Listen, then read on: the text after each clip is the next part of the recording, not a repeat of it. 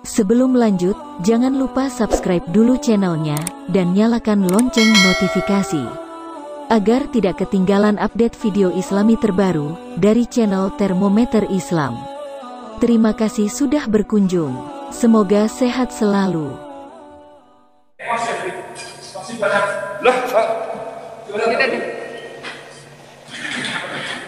Hebat Allah.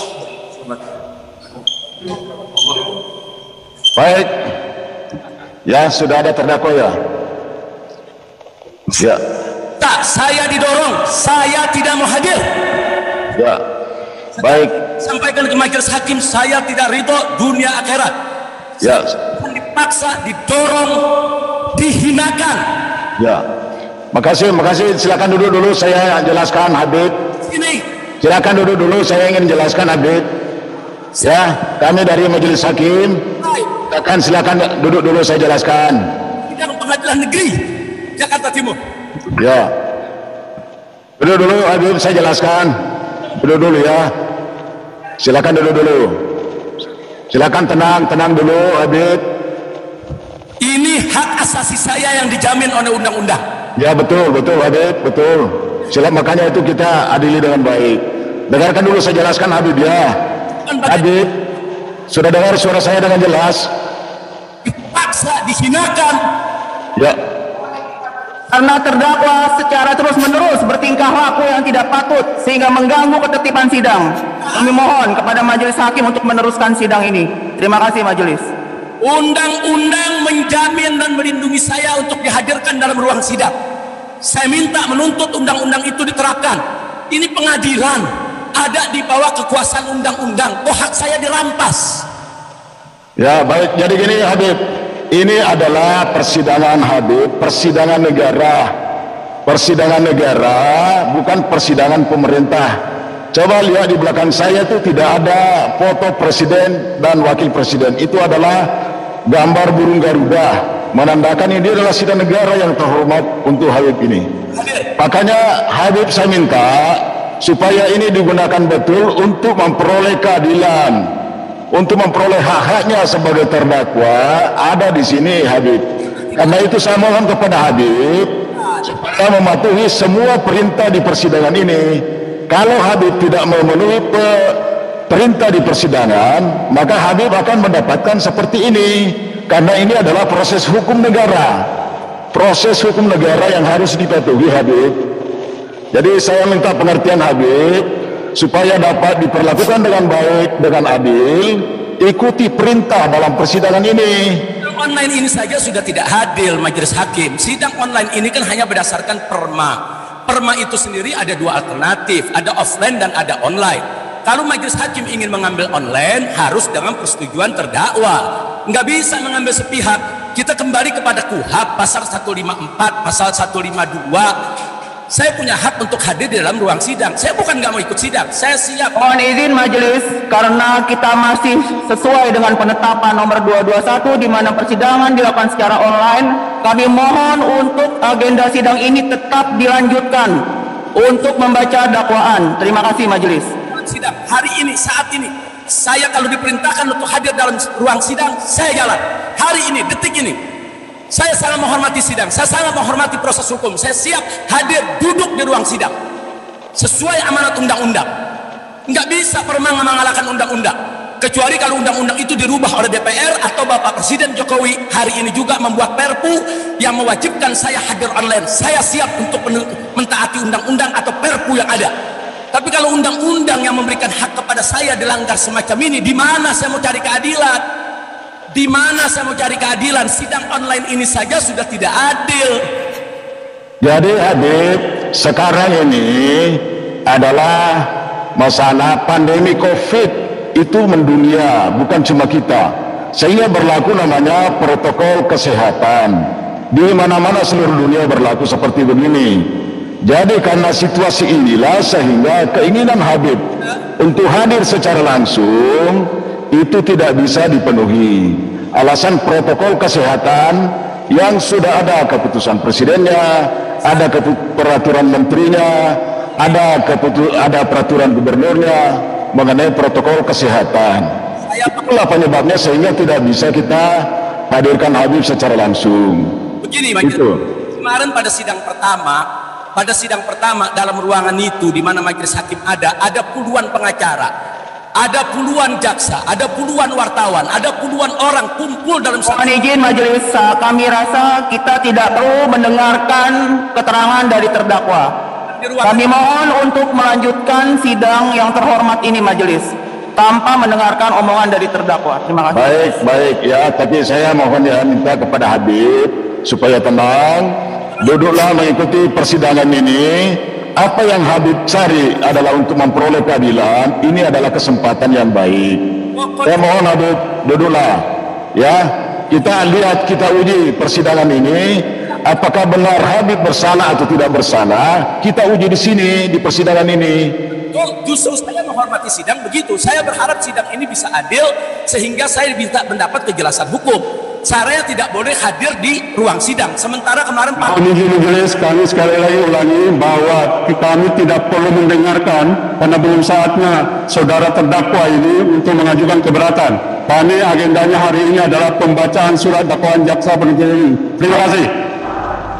Apa dosanya? Apa salahnya? Berapa triliun negeri ini pernah dirugikannya? Berapa sumber daya alam, minyak, batu bara, nikel, uranium yang pernah dijualnya ke luar negeri? Berapa BUMN perusahaan yang pernah dijualnya aset-aset negara? Ada yang pernah dia jual? Dia hanya mengajak anak muda yang selama ini pencandu narkoba menjadi bertaubat kepada Allah. Dia hanya membangkitkan semangat anak muda yang selama ini berzina menjadi orang-orang yang takut kepada Allah. Dia hanya mengajak mereka yang memakai baju hitam, pakaian hitam berubah menjadi pakaian putih. Mereka berusaha untuk memutihkan catatan amal baik mereka di hadapan Allah. Dia hanya menyadarkan umatnya supaya sadar bahwa politik itu penting. Angkatlah pemimpin yang adil dan amanah. Dia hanya sedang mengajak umatnya supaya jangan memilih pemimpin kafir. Salahkah perbuatannya? Tidak. Dia tinggal negara demokrasi. Dalam dunia demokrasi, siapapun berhak untuk mengajak menyuarakan kebenaran. Dia tidak melawan sultan, dia tidak melawan ulil amri, dia tidak melawan siapapun. Dia hanya melawan ketidakadilan. Hari ini saya berangkat setelah sholat subuh menuju airport, naik pesawat. Setelah naik pesawat, naik mobil. Setelah naik mobil, jalan macet, saya mesti turun naik sepeda motor. Setelah naik sepeda motor pun juga tidak bergerak, jalan kaki. Akhirnya sampai kemana? Dalam hati saya berkata, celaka betul orang yang mengatakan kemarin katanya tidak ada akan menyambutnya. Sudah 3 hari, saya pikir 3 hari tidak ada orang lagi. Saya akan datang bisa duduk berdua dengan beliau. Saya tidak datang mau ceramah, saya tidak datang mau tausiah, saya tidak datang mau tablik akbar. Ternyata yang menyambutnya seramai ini, sebanyak ini, orang berjalan kaki, anak-anak muda berjalan kaki, orang tua, ibu-ibu duduk di pinggir jalan. Apa yang membuat mereka datang kemari? Satu, cinta. Lahu baru ni'adiha ahabbu ilayya wa asfadi balwaha, kata Qais. Debu yang menempel di sandal Laila lebih dapat menghilangkan rasa sakit dan duka. Hanya cinta kepada Laila, apalagi cinta kepada zuriat Nabi Muhammad sallallahu alaihi wasallam. Andai engkau orang alim, andai engkau hafal kitab, andai engkau mengerti kitab kuning, banyak ilmu, tapi ada kebencianmu kepada ahli bait Rasulullah SAW, hilang keberkahan ilmu. Andai engkau punya derajat seperti seorang wali, andai engkau diangkat Allah sebagai wali, maka jatuh derajat kewalianmu hanya karena kebencianmu kepada ahli bait. Apa kata Kiai Haji Maimun Zubair? Ahli bait itu seperti Quran yang lafu. Andai ada ahli bait itu yang nakal, yang jahat sekalipun, dia tetaplah seperti Quran yang lafu. Quran yang buruk, andai titiknya sudah tidak ada lagi, tak akan mungkin kau akan buang. Kau tetap juga akan jaga dia, kau akan cium dia. Kenapa? La yamassuhu illal mutahharun. Allah yang mensucikan. Seorang sahabat Nabi disuruh membuang air bekas daripada bekam Rasulullah SAW. Buanglah ini, kata Rasulullah. Lalu kemudian beliau pergi ke belakang. Setelah itu dia datang lagi menghadap Rasulullah SAW. Rasul tahu apa yang dia lakukan, karena Nabi dapat wahyu, Nabi terbuka hijab. Tapi Nabi ingin bertanya kepada dia. Bukan Nabi tidak tahu, Nabi tahu, diberikan Allah pemberitahuan. Nabi ingin memberitahu siapa yang tidak tahu. Kemana darah bekam tadi kau buat? Kata Nabi, ku minum ya Rasulullah. Mengapa engkau minum? Karena aku tahu bahwa darah yang mengalir dalam diriku membuat aku haram tersentuh api neraka. Mengalir darah itu dari dia kepada Sayyidatuna Fatimah, dari Fatimah kepada Sayyidina Al-Hasan, dari Sayyidina Al-Hasan ada juga kepada Sayyidina Al-Husain, dari Sayyidina Al-Husain kepada Sayyidina Ali Zainal Abidin, dari Zainal Abidin kepada Sayyidina Muhammad Al-Baqir, dari Sayyidina Muhammad Al-Baqir mengalir darah itu kepada Sayyidina Ja'far Sadiq, dari Ja'far Sadiq mengalir kepada Sayyidina Ali Al-Uraidi, dari Ali Al-Uraidi mengalir darah itu kepada Sayyidina Muhammad An-Naqib, dari Muhammad An-Naqib mengalir darah itu kepada Sayyidina Isa sampai kepada Sayyidina Ahmad bin Isa Al-Muhajir. Lalu kemudian darah itu mengalir kepada Imam As-Saggaf, Al-Idrus, Al-Haddad, Al-Abbas, dan salah satunya adalah bin Syihab, dan salah satu dari zuriat bin Syihab itu adalah Sayyidi Al-Imam Al-Akbar Al-Habib Muhammad Rizik Syihab. Kalau mau hidup tenang, beliau sudah tenang dengan anak menantunya, dengan cucunya, dengan ilmunya. Beliau meraih gelar LC dari Universitas Imam Muhammad Ibn Saud. Dia cukup dengan majlis-majlis maulidnya, cukup. Mengapa dia berusaha payah? Mengapa dia mesti kena fitnah? Dia hanya mengikut darah Sayyidina Al-Husain. Kalau mengikut Sayyidina Al-Hasan lembut, mengikut Sayyidina Al-Hasan lembut sentuhannya. Maka para ahli bait ini mengikut dua aliran, Sayyidina Al-Hasan dan Sayyidina Al-Husain. Kedua-duanya saya cintai. Habaib yang mengikut Sayyidina Al-Hasan, saya datang, saya cium tangan mereka, saya bersilaturahim, lembut gaya mereka. Tapi mereka semua mengajak untuk mencintai Sayyidina wa Maulana Muhammad sallallahu alaihi wasallam. Tapi ada yang seperti Sayyidina Al-Husain, menggelegar suaranya, dia hunuskan pedangnya untuk musuh-musuh Allah. Keduanya adalah sama-sama diridhai Allah. Innal Hasan wal Husain sayyida syababi ahli jannah.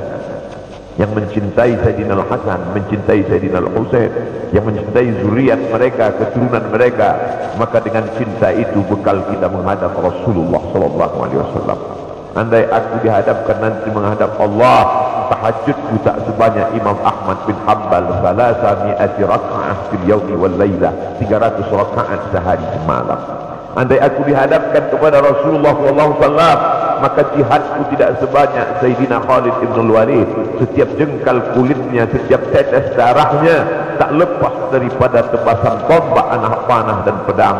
Andai aku dihadapkan kepada Sayyidina Maulana Muhammad SAW, amalku tak sebanyak Abdurrahman ibn Auf. Lalu apa bekalmu hai Abdul Somad? Adakah ceramah-ceramahmu itu bisa kau jadikan bekal menghadap Allah? Tidak. Sebagiannya sudah diambil oleh tatapan mataku melihat berapa subscriber, follower dan viewer. Abdul Somad mungkin habis amalnya sudah riya. Satu-satunya yang akan kujadikan bekal menghadap Rasulullah hanyalah aku pernah mencintai keturunan mereka. Aku pernah mencintai zuriat.